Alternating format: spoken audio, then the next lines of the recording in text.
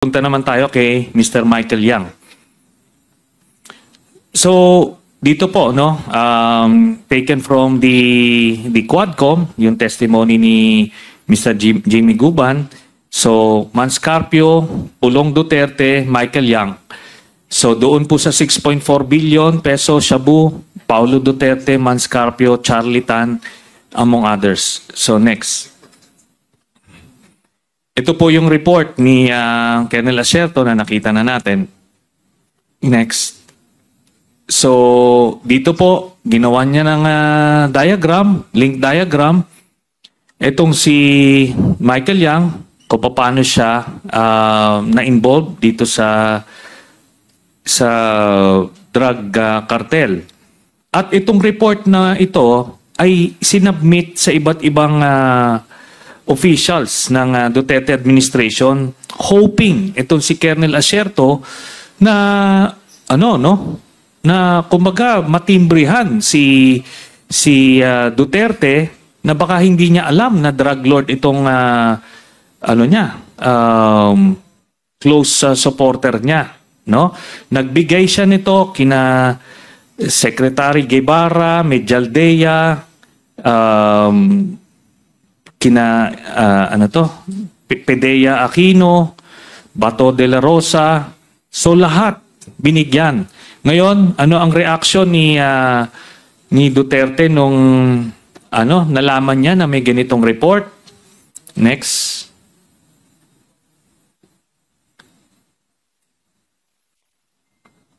So, ito nung 2018, meron siyang in-extend pa ni Duterte yung kontrata ni Michael Yang as economic advisor. Next.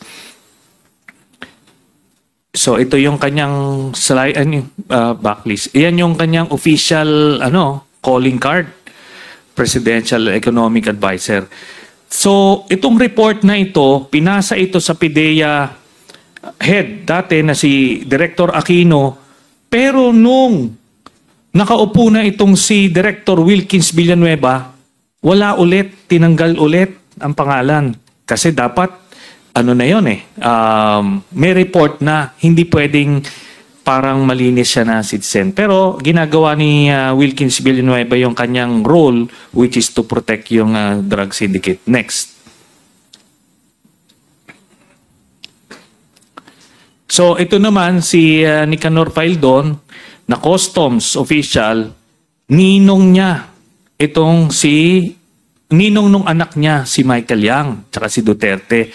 Parang it's a scene from The Godfather, literally. Kaya ganun, labas-pasok yung kanyang operations. And from what I heard, kasi yung mga nagbabantay kay Faildon, mga dating tropa namin, si Faildon din ay isa sa mga taga-corner ng lupa kay kila Alice Gowo at dun sa Pampanga. Next. So ito si Michael Yang, no? Talagang siya, he has unrestricted access kay Duterte. Next. Yun naman si Alan Lim, no? Pag titignan niyo yung picture na yan, ay talagang similar dun sa sinasabi nilang nagkaroon ng kaso sa Cavite. Pero pag tatanungin si Wilkins Villanueva, talagang hindi yan, no? So anyway, next. So ito na ngayon. Excuse me, Senator Trillanes. Sorry, but please refrain from taunting or issuing statements that may insult our resource persons. It's just a reminder. I submit, Mr. Chairman. Next slide. So ito, Duterte PNP ignored intel on Michael Yang's drug links. So yun nga ang tanong, binigyan kayo ng report, ano ang ginawa nyo? Di ba? Prinoteksyonan. tapos siya ang kinasuhan kaliwat kanan at ito na, next slide. Ito po yung reaction ni Duterte. Tapos mayroon pa ngayon na ito daw si isang Michael Yang na drug addict daw. Michael Yang, ang ambasador ng China dyan natutulog sa bahay niya. At saka kasama yan doon sa entourage ni Premier China. May minsan yung ng laro ng pulis. Mabubuko tayo sa China dyan. He is known there sa, I do not know. That guy is, he went there almost 16 years ago. So, alam mo yan, sir, nag-DCLA yan. Lahat ng nagpapautang ng mga Chinese yan ang negosyo niya, magtayo ka ng kalaking ang bloke yan sa noon pa, hindi ngayon. Isang bloke sa Davao, binili niya lahat. Kanya na yung puro department store. Pumunta yan siya sa Davao, sir. Nag-command conference kami, si Sid pa noon, Lapenya. Tumapit siya, di ba si command conference na sabi ko, kaya sa kanya na, sabi niya, kung gusto ba niya magpasok ako ng mga negosyante. Sabi ko, oo. Tapos dala-dala niya yung 2 bayong na cellphone para consignment lang. Talagang naghirap yan. And he became close to the kaya kapag nandyan siya, nandyan yan siya. Hindi ko talaga alam ang laro niya. He could be, sabihin mo, drug addict, pa-drug push. Ngayon lang yung may nilabas na 12 na Sierto will expose them. Go ahead, sabi ko. And you'd be surprised. Bukuhin ka ng Chinese government yan. Kasama-kasama palagi. Yung kasama-kasama palagi ni Ambassador Xiao. Hindi mo rin maloko yan. Military yan eh. Yung ambassador natin, military yan. China. Corruption. Bakit dyan sa droga? Di, lahat na lang. Pero ngayon lang yan lumalabas nila yung si Michael Yang. Pero ang totoo niyan, sir, yung DCLA ng Davao kanya yan. Marami yan sila. Then the investors came. Puro tapos nag-divert sa Turil. Ngayon, nandoon na sa Makilala. Doon na, pumasok na yung the typical Chinese store. Pero sabihin mo, yung Michael Yang lalabas ni Sir. Hindi yan totoo. Okay. Dito natin makikita kung paano mag-protect si Duterte ng mga kasama doon niya, doon sa sindikato niya. No? Talagang binavouch niya personally. Ang signal niya dito sa law enforcement agencies na do not touch this guy, tao ko yan. Parang, pinoprotection na niya, ina-arbor niya. Pero may na-mention siya doon, di ba, na sa Turil, yung isang negosyo, which as mentioned by Mr. Duterte, yung Turil, yung sa Dumoy, ay yung canned fish factory na eventually yung pala ay Shabu Laboratory. It may be a slip of the tongue, but anyway, ano na yun. We got more direct testimonies. Sige, next, please. Tapos mayroon pa ngayon. So, ito, isang article, sabi ni Duterte to police and military, why is Asierto still alive? Bakit siya gigil na gigil kay Asierto? No? Kasi nag-initiative siya, ginawa niya yung trabaho niya, gumawa siya ng dossier against Michael Yang, thinking that he was doing some good service to the country. Pero ang natisod niya ay member ng Duterte Drug Syndicate. Kaya kailangan maproteksyonan yung identity na yon at sirain yung gumawa ng intelligence report. Next. Well, ito lang yung sa, I think yung sa... Naalala niyo pa ba nung lahat tayo nagdurusa ng pandemic. Meanwhile, yung mga paboritong kontraktor ni Duterte na kumita, nakabili pa ng mansion sa Dubai. Diyan, mismo, sa property na yan. Cheers the tea. Matagal nang magkakilala sina Duterte at Michael Yang. In fact, bago pa man maging Pangulo si Duterte, nakabisita na siya sa Xiamen, sa isa sa mga opisina ni Yang. At noong 2017, si Yang naman ang pumunta sa Davao. Ipinakilala pa nga niya kay Duterte yung ilang pang mga kaibigan niyang Chinese businessman. So these people that you see, sila yung nagtayo ng Pharmally 2 years later, or noong 2019. And as you can remember, noong tinamaan na tayo ng pandemic noong 2020, itong Pharmally, kahit wala pang 1 milyon yung kapital, 8 billion pesos agad yung kontrata mula sa PSDBM. Care of another Davao guy, yung dating tao ni Senator Bongo, si Lloyd Christopher Lau. Ang may kontrol ng pera ng Pharmally, si Lin Weixiong alias Alan Lim. Ginamit niya nga raw na dummy yung Pharmally, sabi ng ombudsman. Noong 2021, nung sinusubukan na nating bumangon sa COVID-19, hindi lang bangon, kundi lipad ang ginawa ni na Yang at Lin. Pumunta sila sa Dubai. And in just 2 months, in May and June 2021, nakabili si Lin ng 2 property worth 1 billion pesos. Ang isa sa mga villa na yon, naging co-owner si Yang.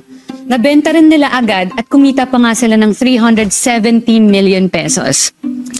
Alam nyo, wala namang mali sa pagbili ng property. Kung mayaman ka, go, gastusin mo yung pera mo. Ang tanong lang naman, paano ba nila kinita ang perang to? Imagine, napakaliit yung kapital tapos 1 taon lang, may 8 billion ka na. Substandard nga doon yung ilang sinupply nilang face mask at face shield. Saka parang hindi natatapos yung issue sa kanilang dalawa. Kasi nung may inismuggle na Shabu sa Pampanga last year, parang may bakas pa rin daw sila dahil interlocking yung directors ng mga kumpanya. Yung Golden Sun 999 Realty Development, ang nangyayari po nun, si Rose Nono Lim, si Eddie Taiyang, Jack Yang, at yung Eddie Taiyang naman po, Jack Yan, nakakonect po yan sa Empire 999 kung saan po nakita yung 3.6 billion pesos na Shabu sa Mexico. We tried to get the side of Lin and Yang through their lawyers. Pero kung ang House Quadcom na hindi nila sinasagot kami pa kaya, hindi nga namin sila kayang mapakontempt diba? And as usual, nakaalis na yun sa bansa. And mind you, this network of Yang and Lin is just one corner of a big universe of shady networks na foreigners daw ang nagpapatakbo. Well, it's more fun in the Philippines nga naman, diba? Pero ikaw, kaya mo pa ba? Traumadam tayo sa chat app. Download mo na yan. That's your Inside Track this week. I am Lian Buan and join us again next time for more tea. Next slide, please. Okay, ito na yung third or fourth player, si Mr. Sammy Uy. Next. Itong si Sammy Uy ay na-declare na isa sa top donors ni Mr. Duterte noong 2016 elections. Next. Ayan, si Sammy Uy. No? Okay, next. So, ito na. I presented it the last time. Ito yung mga na-uncover namin dun sa bank documents na nakuha ko back in 2016. So, nandito po yung distribution niya. Ito po, 8 checks na nakapangalan, ang account na pinanggagalingan ay si kay Sammy Uy, tapos ang beneficiary dun sa mga manager's checks ay itong sina Sara Duterte, Digong Duterte, Paulo Baste at si Hanilet. So silang 5 Tapos, tinignan namin yung mga dates.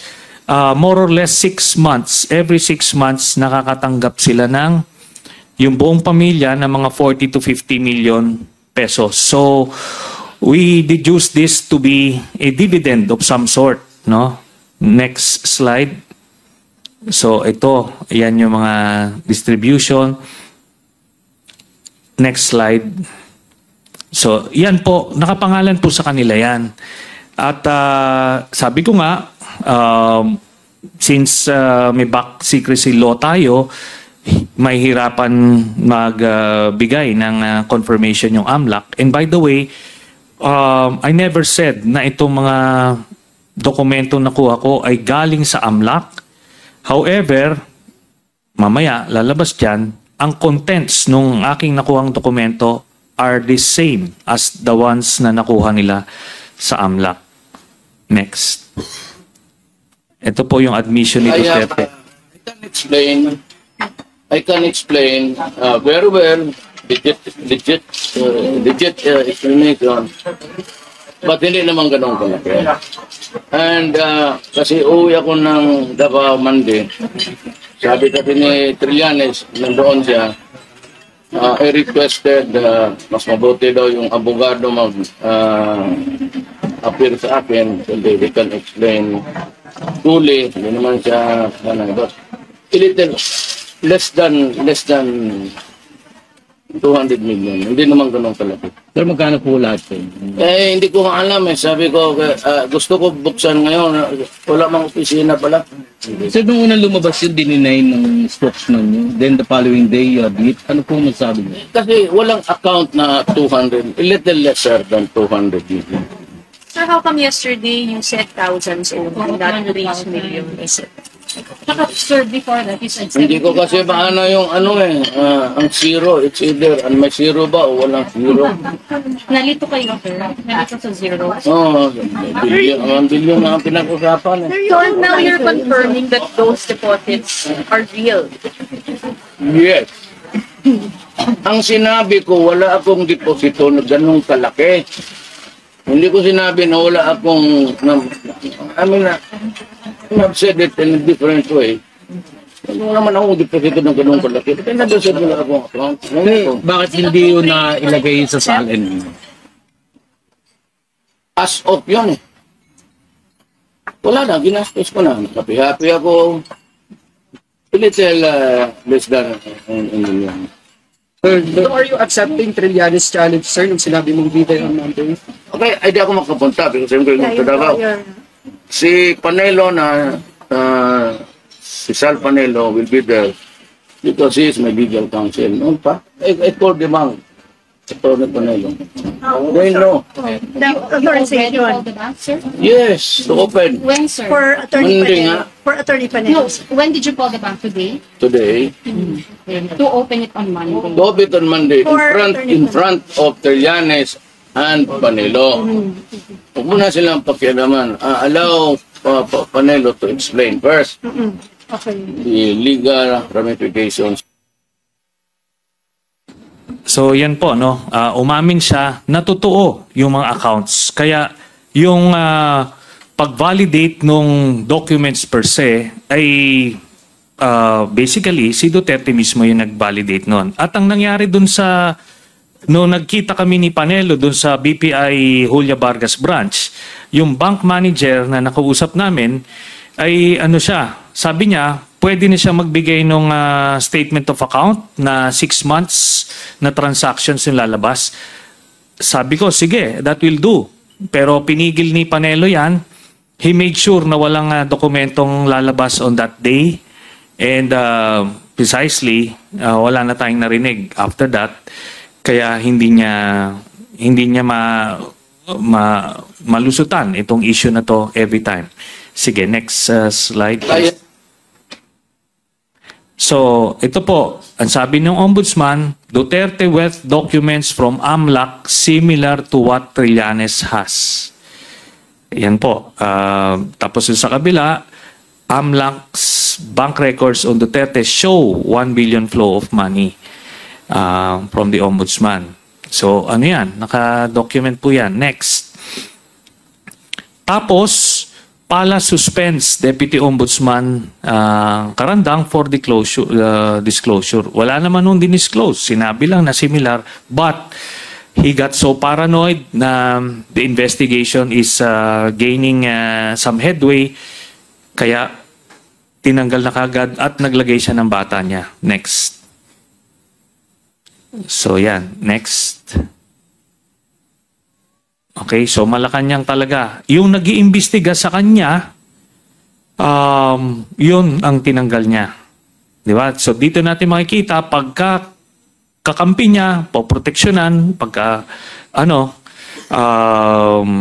kalaban or against his interest, kagaya ni Asierto at ni Carandang, hinaharas. Next. So, doon lang po, doon sa, isingit ko lang, doon sa BPI branch, na yung fund manager ni Mr. Duterte eventually ginawa niyang SSS president, no? Yung dun sa BPI branch na yon. So again, the pattern is there. Pag gumawa ka ng mga special operations, ipopromote ka. Biruin nyo from a not even a branch manager dun sa BPI, Mulya Vargas, ginawang SSS president. So ganun siya ka-rewarded because parte siya na nagtatago ng pondo ni Duterte. Okay, next si Peter Lim. So, ito po, pakinggan natin. In your capacity as PNP chief, can you rattle off kung sino yung pinakang malalaking drug lord at drug protector dito sa Pilipinas, Luzon, Visayas, Mindanao? Unang-una, Your Honor, ang pinakamalaki nasa loob ng Bilibid. Sumunod, hindi ko ma-quantify yung kanilang ranking, Your Honor, dahil nga ongoing pa yung may mga revelation na lumalabas habang merong nakukuha ng statement. Now, just like this morning, nag-surrender sa akin si Lovely Impal Adam, yung in-incriminate ni Kerwin. Meron naman sa mga additional information na sinasabi. But sa ngayon, Your Honor, consider namin yung nasa loob ng Bilibid, ang malalaki. Kasama na dyan yung si Peter Lim ng Cebu, na sinasabi mo na hindi inahabol. So, dyan po, sinabi niya mismo na one of the biggest drug lords sa Pilipinas at that time, 2016, ay si Peter Lim of Cebu. Next slide. Pero ito ngayon ang koneksyon ni Duterte kay Peter Lim. Next. Ito, nung siya ay na-mention na nga, this was the height of Tokhang. Nagpapataya na yung mga suspected drug pushers, mga addicts. Pero itong biggest drug lord ay binigyan ng audience ni Duterte, no? Binigyan niya ng audience, pas titignan nyo, at the office of the PDEA Region 11, no? Davao City. So baka dito yan kay next. So, ito na naman. State prosecutors dismiss Rapp versus Peter Lim and Kerwin Espinosa. So, clear. Next.